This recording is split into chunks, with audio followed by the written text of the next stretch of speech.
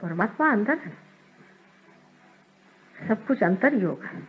बाह्य में इस तरह के अनेक नाटक करना, कभी कुछ तमाशा करना, कभी कोई दूसरा तमाशा करना, अंतर ही तो जान पड़ता है कि गलत काम कर रहे हैं, और इसीलिए मनुष्य कभी कभी उसमें दोषी महसूस करता है।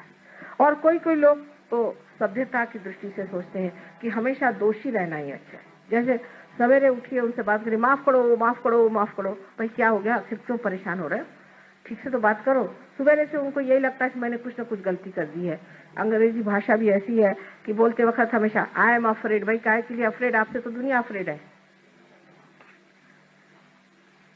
17 मरतबा I am sorry I am sorry I am sorry, sorry है तो क्यों ऐसा काम करते हो।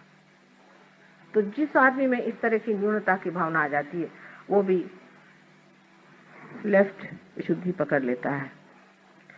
सहयोग में लेफ्ट विशुद्धि जब साफ होती है तो आश्चर्य होता है लोगों को कि माँ सब तरह के स्पॉन्डिलाइटिस, सब तरह की परेशानियां पता नहीं कहाँ भाग गई। और यह विष्णु माया का स्थान है, ये विष्णु माया का स्थान है जो कृष्ण की बहन है। जिनके बहन और भाई का विचार नहीं होता, जो दूसरी औरतों की तरफ गंदी निगाहों से देखते हैं, उनका भी ये चक्र पकड़ जाता है। जिनमें वो पवित्रता की भावना नहीं होती है, उनका भी ये चक्र पकड़ जाता है। क्योंकि अंदर से वो जानते हैं कि गलत काम कर रहे हैं, तो वो जो गलत काम कर रहे हैं वो भावना अंदर बनती जाती है। कभी कभी झूठ मूठ में ही बनती है और कभी कभी सचमुच में बनती है। चाहे जो भी हो, उसे निकालना बहुत आसान है।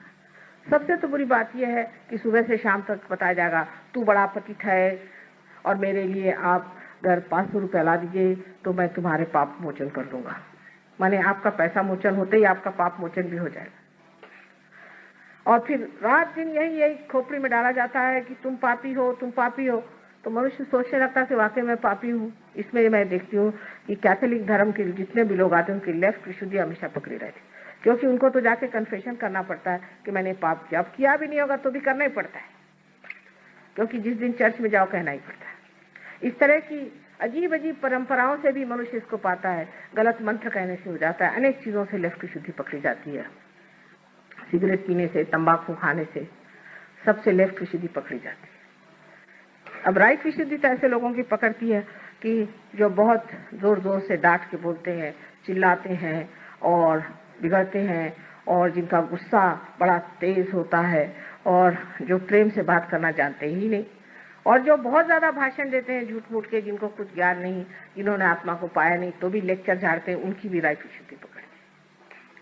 और राइट विशुद्धि जो है विट्ठल का स्थान है, श्री विट्ठल का स्थान है। इसको विट्ठल के मंत्र से ठीक किया जा सकता है। इससे लोगों को अनेक तरह की बीमारियां हो जाती हैं, जिससे रात भर से संबंध है। बीच में श्री कृष्ण का स्थान है। इस वक्त कुंडलिनी श्री कृष्ण के स्थान पर स्थिर होती है, तब मनुष्य साक्षी होकर के उस योगेश्वर की लीला दिखता है। सारा संसार लीलामय, इसमें इतनी हड़बड़ाहट की, घबराहट की, इतनी परेशानी की कौन सी बात है। ये तो सब नाटक हो रहा है, सब नाटक देखते हैं। इस नाटक को देखना ही मात्र बन जाता है। जब आप देखते हैं कि नाटक है, थोड़ी देर तो घबराते हैं, उसके बाद जब स्थिर हो जाते हैं, आप स्थापित हो जाते हैं, तब आप जानते हैं ये नाटक है। और इस नाटक को जान लेना आपके लिए बड़ा ही सुखदायी होता है, क्योंकि फिर जो स्थित प्रज्ञ की भाषा है जो श्री कृष्ण ने बताई है वो सिद्ध हो जाती है। कहना नहीं पड़ता कि अब आप परेशान नहीं हो रहे, ऐसा आदमी परेशान ही नहीं होता। हमें यही आश्चर्य होता है कि लोग सब क्यों परेशान हो रहे हैं। परेशान होने से तो कोई बात होने नहीं वाली, तो क्यों परेशान हो, बेकार में क्यों बर्बाद करें अपनी एनर्जी। लेकिन वो कहने से नहीं होता है, जिसको आदत है वो परेशान होगा ही। और हमें तो कोई लोग कहते हैं क्योंकि आप परेशान नहीं होते इसलिए हम आपके लिए परेशान होते। तो मैंने कहा ठीक है, अगर आपको परेशान होना तो होते रहिए, ऐसी कोई परेशानी की तो बात नहीं।